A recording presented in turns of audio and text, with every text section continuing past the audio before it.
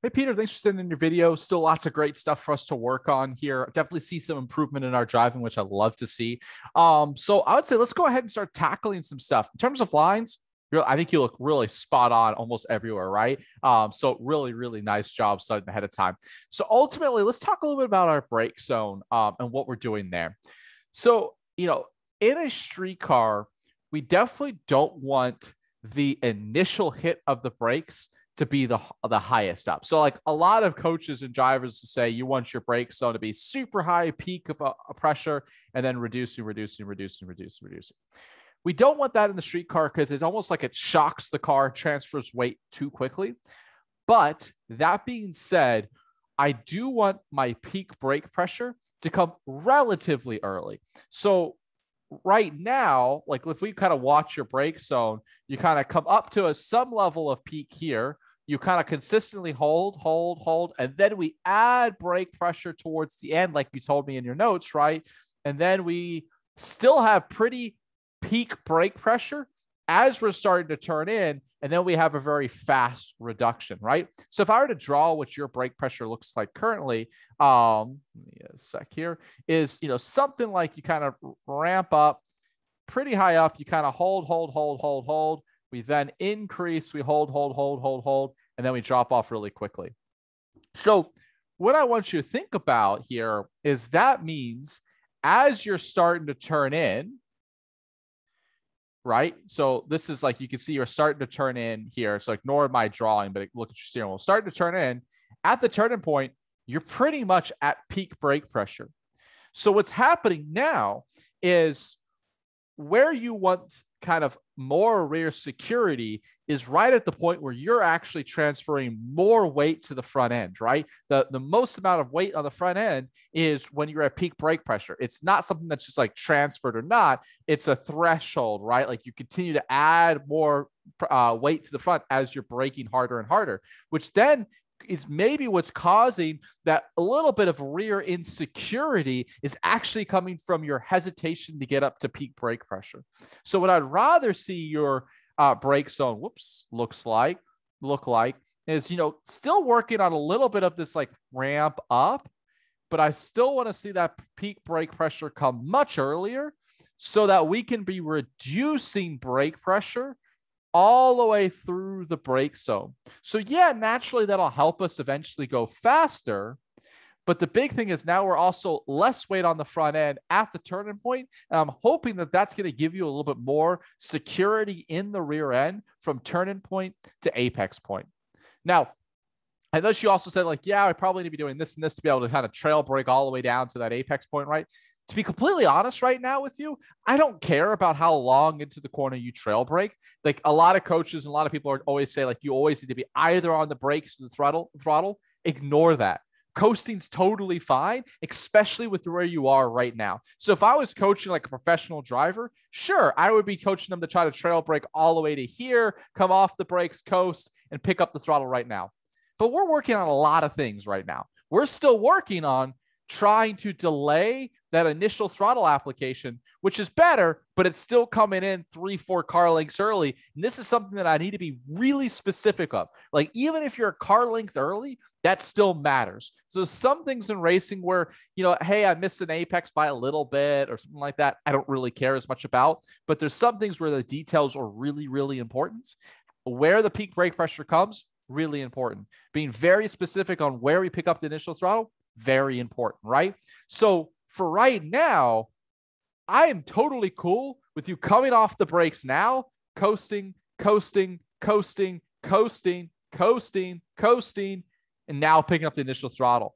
And so really the number one note in here is peak brake pressure earlier so that you can be reducing off the brake pressure in this part of this brake zone. And then at this point, worry less about how deep you're trail braking. Just get off the brakes and let the car roll speed to the apex, right? So you're like losing this extra 3-4 miles an hour, then you're really quick to throttle. It's okay to be not on either pedal. It's okay to coast, right? I think that's going to help you with your entry speed. And then as we work on the brake zone, sure, we'll eventually work on trail braking deeper into the corner. But right now, if you're trying to pick up the throttle in a better place, roll more speed, and brake deeper into the corner, too many problems. Let's simplify. By simplifying, allow yourself to coast, work on rolling in speed by getting off the brakes, and work on, I'm only going to pick up the throttle over there. Those are the only two things I want you to focus on right now. And by the way, yeah, I think eventually we could be braking deeper too, right? Like, I think you could be braking a good bit deeper into turn one. But again, I'm not talking as much about how deep you're braking into here, because I'd rather see you get the pressure right. And again, here, let's take a look at this brake zone. So we get up to this like 0.5 early, 0.6, 0.6, 0.6. Here's a little bit better where we're reducing off the brake pressure. And then, yeah, this is a better brake zone to me. I still think we can be braking a little harder in here, right? Like, I never see your brake pressure get above 0.9. I think we should be able to see 1 G or so of brake pressure, 1.1 G's of brake pressure even into turn one. So I'd like to see a little bit harder on the brakes in here, a little bit deeper on the brakes. Coming off the brakes, once again, let the car coast. Don't worry about, like, the second you're off the brakes, you're on the throttle. No, come off the brakes, coast, coast, coast, coast, coast. Now you pick up the throttle, working back to full throttle. Then I think there's definitely more speed available on entry, right? Like, a big indication is we're not really using as much track as I'd like to see. And the fact that you're able to get back to full throttle by now is a good indication to me that we're not close to the limit of the car yet. You should be really fighting the car and trying to work back to flat out over here. But that'll come with some time. We definitely have more entry speed available pretty much everywhere. So as we kind of keep going here into turn 5, let's take a look at this. Another brake zone, right? So this is where I should see your highest brake pressure come. So we're braking 0.6, long time 0.6, 0.7, 0.7, 0.7, 0.8, 0.9, 1 G, right? Look how that 1 G came right at the turning point. Similar note as turn 1, and then boom, we're off the brakes pretty much, right? So similar note, everything we talked about in turn 1 applied here. And just think about it, right? From a grip perspective, you're spending the more that you can be bleeding off speed in here, the more we can reduce your brake zone, the later we can brake. So by not being at peak brake pressure, just means you're not slowing the car down as effectively. So like, let's say if I were to use like a speed graph, right? You kind of come in, gaining speed, you start to brake and you're like slowly losing speed. And then it like ramps up, like the slope of the line ramps up a little bit more at the end, right? Well, I'm going to come in here and I'm going to be a lot more aggressive on the brakes. So I'm going to be able to go much deeper. And I'm going to be able to get the car to slow down much faster because I'm using that peak brake pressure through the middle of the brake zone. Then I'm coming off the brakes to get it out, right? There's a huge speed gain here by being able to be, at heavy brake pressure longer. And in some brake zones, I spend very little amount of time at peak brake pressure. It's like my brake zone into turn 6, into turn 14, these kind of sweeper corners, I'm lighter on the brakes and I spend a very little amount of time on peak brake pressure. But the slope of the line looks the same, right? I come up, I get my peak brake pressure and I reduce. Sure, turn 1, I may be braking way harder, but the slope of the line is the same. The only thing is in a corner like turn 5, big brake zone here, I'm okay with spending a little bit more time near peak brake pressure, but I'm not still adding more brake pressure at the end of it. I'm still getting up to that peak brake pressure earlier in the brake zone. So it's not an immediate, but just work like, it's like, like a sponge, like squeeze into it a little harder, but we definitely need peak brake pressure coming much, much earlier. Because at this point now, I'm starting to reduce off the brakes, a little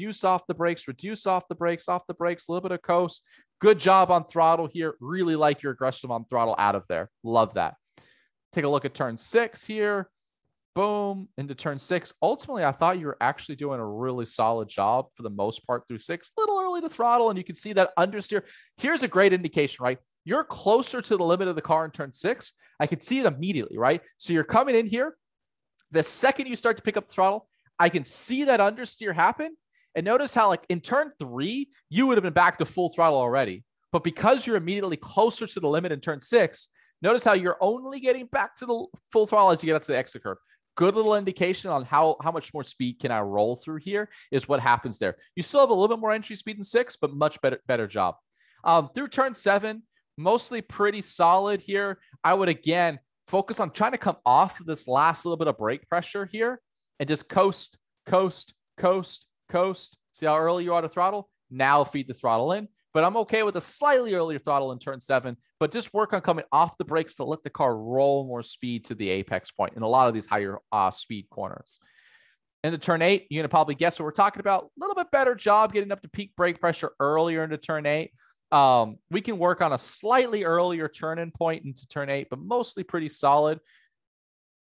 Yeah, turn 8, I'm mostly happy with right now. There's definitely, we can roll. There's a lot of grip on this darker pavements, so you can get away with treating this a little bit more like an entry speed corner. So I'd like to see you on less brake pressure now, rolling more speed, getting to a slightly earlier apex point. You can just see like at this exit point, I would be out on those exit curbs already now. So slightly early turn-in point, but for the most part, I'm okay with turn 8. So let's talk about the carousel. We are underdriving the carousel quite significantly here. Like your peak G at this point only gets up to 0.7. I've seen your car do 1.1. So we are, 40, 30% lower than what the threshold is here. In the carousel, my number one note is let's just get rid of this brake zone in here. Come off, coast, and just get comfortable trusting the car and just coasting, coasting, coasting. Feed the throttle back in. You'll immediately start to roll more speed through here. Through the carousel, mostly pretty happy. You can drive it a little harder through the middle of the corner here. So like where you are right now, you're great. You're like the third of a car with off the inside. You sort of lift off the throttle a little early and you apex a little early. So now notice you're all the way down to that white line. Where I want to get all the way back is here. So what ends up happening is I'm going to be able to drive it a little harder in here. So the car understeers that third of a car with wider. And then now I'm starting to come off the throttle a little bit to get the car pointed. And ultimately I get a little bit, my car's looking a little bit more down the road than yours. So I can work it back to flat now versus now. So just drive it a little harder in the middle of the corner. Come off the brakes when you start to see that apex curve so that you can come back and get to the inside at the start of that apex curve, not, the 5 car lengths early of where you are there. Into the kink, we are doing a pretty solid job. The one thing that makes me nervous here is we're starting to turn in a little bit early. My turn-in marker here is really that 100 board. Excuse me. You can see we're starting to come away from the outside of the road now. So we're turning in that little bit early. You can see that yellow line, right? Little bit early. And that's causing us to be like apex slightly early. So see how you're apexing right about now? I want to come across an apex like just past the start of this curve.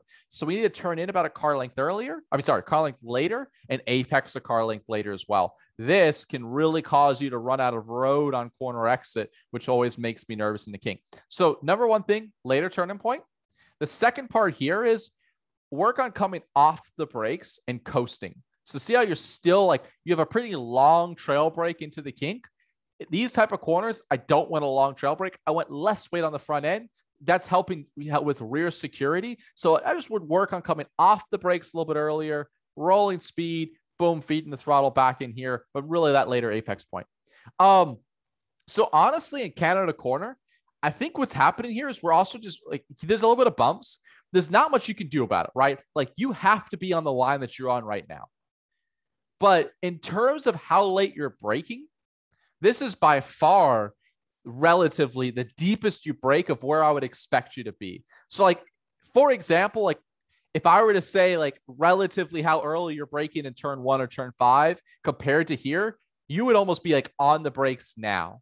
But in the Canada corner, you're all the way down in here, which is a pretty aggressive brake zone. This is about as deep as you can go. And in the Canada corner, what ends up happening, you do a great job here of getting up to relative peak brake pressure early in the brake zone. You hold it, but you get into this ABS and you overshoot the corner. So ultimately, there's not much you can really do here. I think you just need to maybe come off and maybe lift a little bit early and then brake a little bit earlier as well. There's not much I would change here in terms of brake zones. You kind of have to be alongside here. Your approach is perfect. I think you're just getting it a little too deep, and maybe those bumps are creating ABS. So you might just need to coast a little bit into it. I wouldn't change much, just slightly earlier so that you could be releasing off the brakes now and turning it in. But not much you can do in terms of a line change. And sometimes just kind of knowing that oh crap, well, there's not much I got to place the car here. There's bumps here.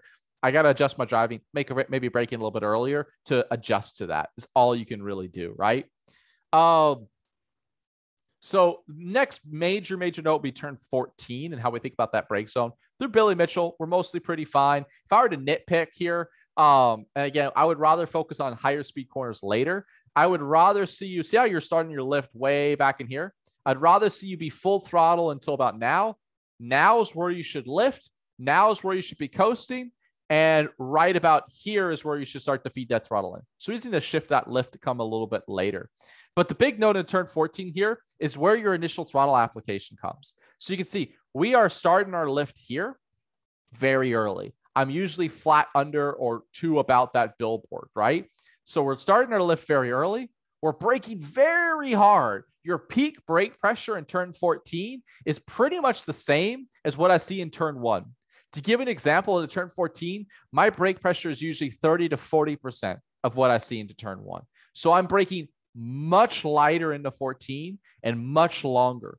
In the sweeper corners like this, we need to be able to brake lighter because then I'm transferring less weight to the front end. The car's better balanced and I'm rolling more speed in there. Instead, you kind of come in, brake really heavy, really early. And then the second you're really turning in, like your turning points now, look how early you're on throttle. Now you're driving through 14 on throttle. This is where I'm picking up the throttle. Your line's great, but you're just way early to throttle here. So what I need you to be doing into 14, eyes up, driving full throttle, much lighter on the brakes, light on the brakes, light on the brakes, light on the brakes, coming off the brakes, coasting, feed that throttle in. And I can guarantee you where you're at 97 now, I might be at 115 here, right? Huge speed gain through entry. I'm feeding the throttle in now.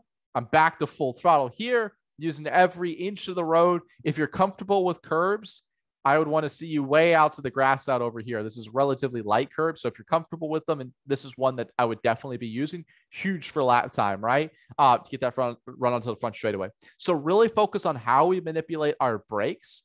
That's going to be a big part of how we can roll more entry speed. Definitely still need to work on delay that initial throttle, but I think a lot of it is fixing our initial brake, being able to brake a little bit deeper, coming off those brakes and letting the car coast longer into the corner for right now. That's going to be the next major step. Let me know if you have any questions. And yeah, can't wait for the next one.